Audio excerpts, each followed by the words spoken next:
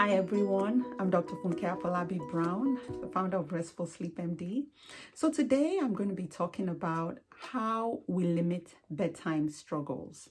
So are you that parent? Do you have that child, toddler or so who is constantly fighting bedtime, either runs around the house multiple times or is asking for that extra hug, asking for to use the bathroom, or asking for another snack because they're starving, all kinds of things.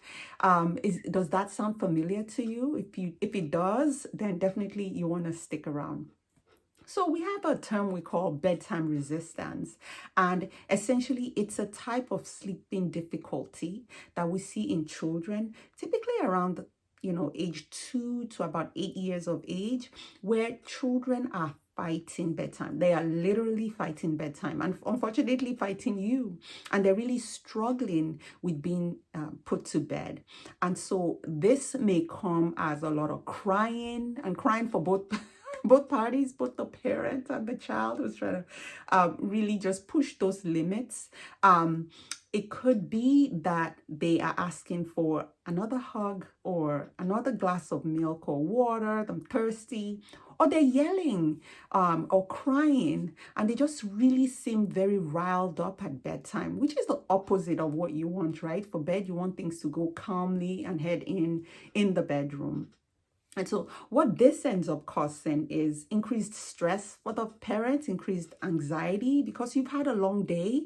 The last thing you really want to deal with is, a baby or a child that's struggling with bedtime. And you know that in the morning, they're going to be exhausted. They're going to be hard to wake up. They're going to have more tantrums. So it's this fear of, oh my gosh, it's already been a hard evening. Imagine what the next day is going to look like.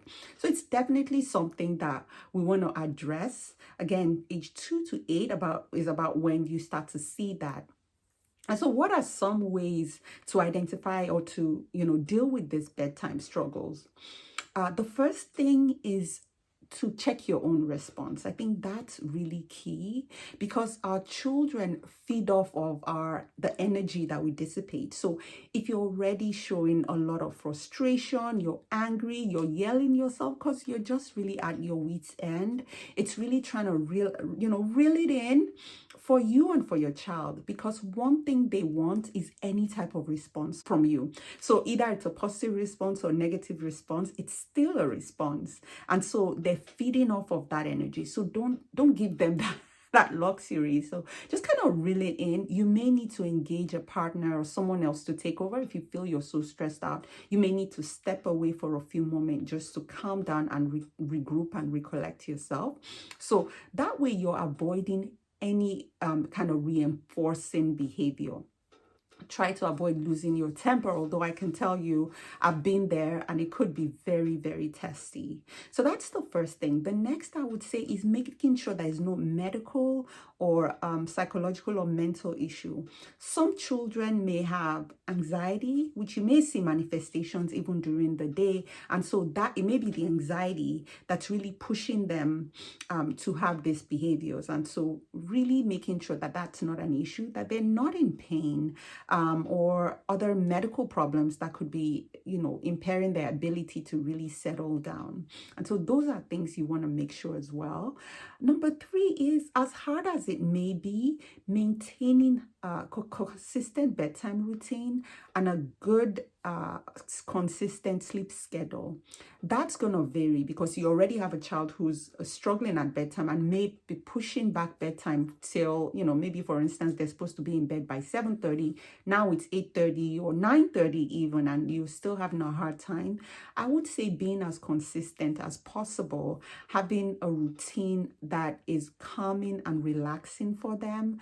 For some children, avoiding electronics around bedtime, because that tends to be more stimulating. So if you're seeing any pattern where it's when they watch this particular TV show or use the iPad, they start to get really agitated at bedtime and struggle more, then you want to eliminate it or put it for later. So really identifying those things, maintaining a healthy sleep habit and a consistent routine is very important.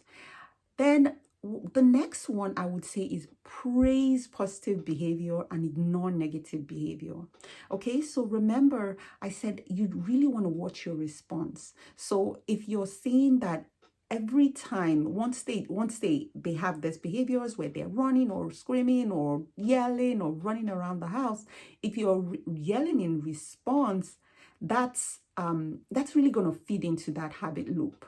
So you want to see what they're doing. They sit in bed. Oh, Johnny, so great of you staying in your room, sitting in your bed or laying in your bed. Great job. You're really calling out those specific behaviors that you see are good and completely ignoring any negative behavior, any of the requests that you feel are audacious and things like that. Just completely ignoring it. Then the next, I would say, usually, especially if you put them in bed and then they spring right out of bed, is walk them back calmly. So the same way you ignore negative behavior, you just don't engage. It's nighttime. It's time for bed. You're just going to walk them calmly back to their room. Now, my favorite, which, is actually been shown to be very effective, is the use of a bedtime pass. You can think of the bedtime pass as kind of like a get out of bed free card for the child. I know it sounds weird. I'm trying to get them into bed. You're telling me to give them a pass. So the way this works is you can make this yourself. It doesn't have to be anything fancy, although you can find some like really fancier ones online if you want to purchase it. Literally get a scrap of paper, cut it up, color it, and put it in get out of bed free of some sort of bedtime pass. That's it. And that's it. And you have a talk with your child and say, listen, you do get a chance to get out of bed, but only for one request. Do you see where I'm going? So they are excited. Oh, yes, I do get to get out of bed. Just one request. And if they have a reasonable request, so you could put the bedtime pass right next to their bed. And so once they get out of bed again, before you make any requests, you need to give me your bedtime pass. So they hand you that bedtime pass. And then they come up with that request. It may be an extra hug. It may be another trip to the bathroom. Advise them to choose wisely because they only get one. You know what I mean? So it may be an extra cuddle or, an extra book.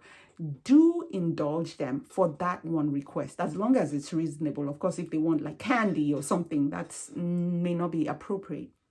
So indulge them in that request, and that's it for the night. That's it.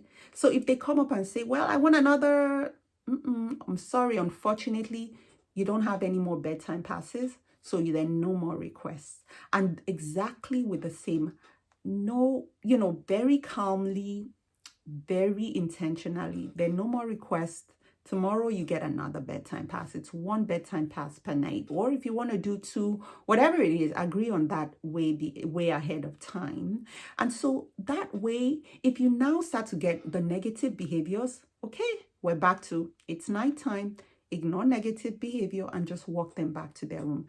This is going to take a lot of patience. Again, if you have people that can help you, I would say loop them in, but the consistency and not feeding into just all the hysteria is going to be very, very helpful. Now, what happens? You can give them this as well. If they don't trade that bedtime pass, if, for example, they're like, I'm not going to trade it, and you'll have that conversation ahead of time as well, is that in the morning, you trade that bedtime pass that they kept, so they give it to you, and guess what? They get a treat.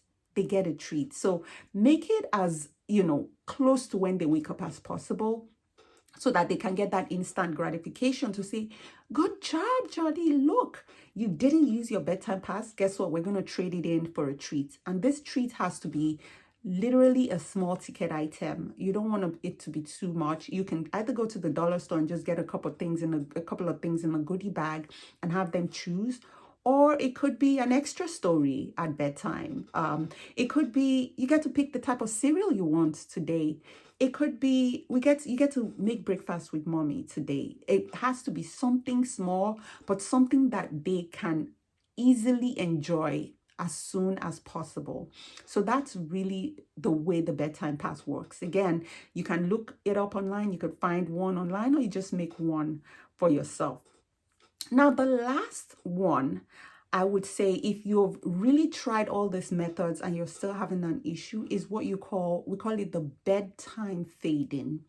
What the bedtime fading is, for example, if you have a child who is up for 2 hours and is fighting sleep, it may be that you may need a slightly later bedtime, because what's the point? They're not sleeping anyway. So if you're putting them to bed at 7:30 and they're not asleep till 9:30 with all this back and forth, they may need a later bedtime. And so you fade that bedtime and gradually bring it up. So for instance, if they're not necessarily falling asleep till 9:30, you may want to make that bedtime about 9 p.m., for instance, or so. So that way they're falling asleep, or they're going to bed closer to when they're more likely to sleep. And this, over a couple of days, you start to move that back forward. So for example, 9:30 or 9 p.m. over the next few days, then you move it to 8:30, move bedtime to 8:30. Over the next few days, you move it to 8 p.m. So kind of fading that bedtime right back to where they should be falling asleep.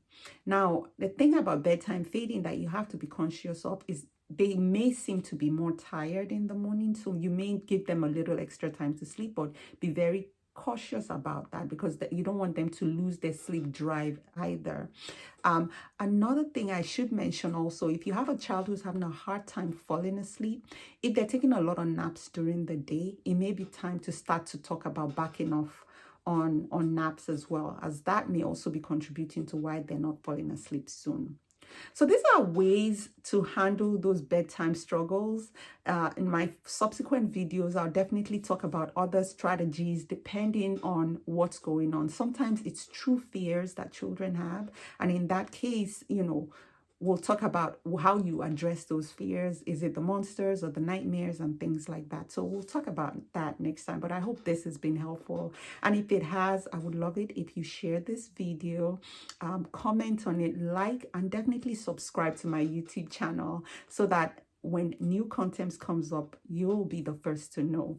Another thing is I do have a Sleeping Teens course. So if you do have teenagers in your home, if you have teenagers in your life, a niece, a nephew that you think will benefit from better sleep, do check out the Sleeping Teens course. It's at restfulsleepmd.com. Until next time, I hope you rest well.